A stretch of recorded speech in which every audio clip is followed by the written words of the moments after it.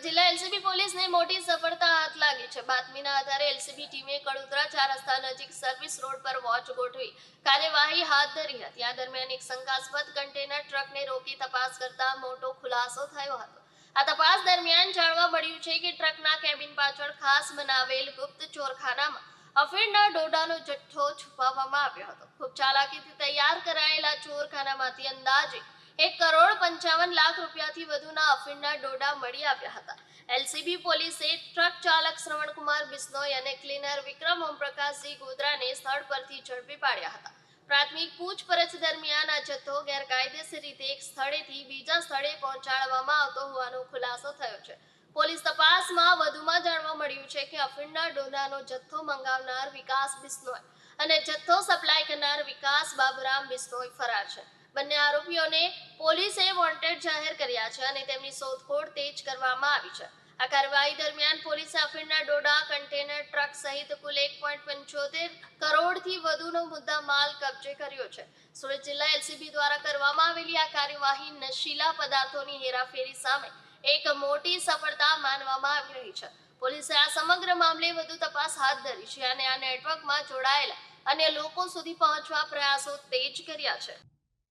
गुजरात પોલીસના stand strong against drugs અંતર્ગત સુરત ગ્રામ્ય જિલ્લા પોલીસને સુરત રેન્જ પોલીસ મહાનિરીક્ષક શ્રી પ્રેમવીરસિંહ સાહેબ અને પોલીસ અધિક્ષક શ્રી રાજેશ ગઢિયા સાહેબનાઓએ ડ્રગ્સની બધી સતંદર નાબૂદ કરવા સારું સખત કાર્યવાહી કરવા સારું સૂચના આપેલ હોય, જે અનુસંધાને ગઈકાલ તારીખ 11/2/2026ના રોજ એલસીબીના કર્મચારીઓ પેટ્રોલિંગમાં હતા। દરમિયાન તેઓને માહિતી મળેલ કે કડોદરા 4 રસ્તા ખાતે કન્ટેનરમાં એક ડ્રાઈવર અને એક ક્લીનર બંને જણા કોઈ વનસ્પતિજન્ય માદક પદાર્થ પોસ્ટ ડોડાનો જથ્થો લઈને ઊભા છે અને થોડી વારમાં નીકળી જનાર છે।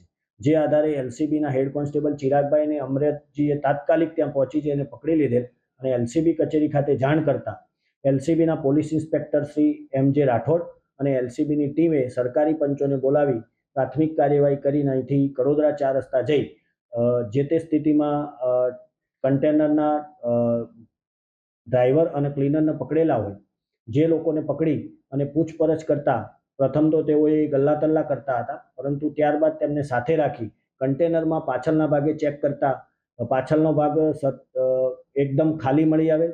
ત્યારબાદ કન્ટેનરનું કેબિન ચેક કરતા ડ્રાઈવરના કેબિનમાંથી કોઈ વસ્તુ મળી આવેલ નહીં, પણ ડ્રાઈવર સીટના પાછળના ભાગે એક ગુપ્ત ખાનું બનાવેલું હતું કન્ટેનરના અને ડ્રાઈવરના કેબિનના વચ્ચે, જે ગુપ્ત ખાનું લગભગ 8 ફૂટ જેટલું હાઈટ ધરાવતું હતું, 7 ફૂટ પહોળું અને 4 ફૂટ લાંબુ।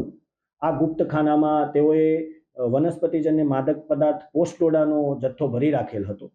જે પોસ્ટ ડોડાનો જથ્થાને બહાર કાઢી ગણી જોતા ટોટલ 80 મીણિયાની કોથળીઓમાં પોસ્ટ ડોડાનો જથ્થો ભરેલ હતો, જેને એફએસએલ અધિકારી મારફતે ચકાસણી કરાવતા એમાં માદક પદાર્થ હોવાનું પુષ્ટિ થયેલ।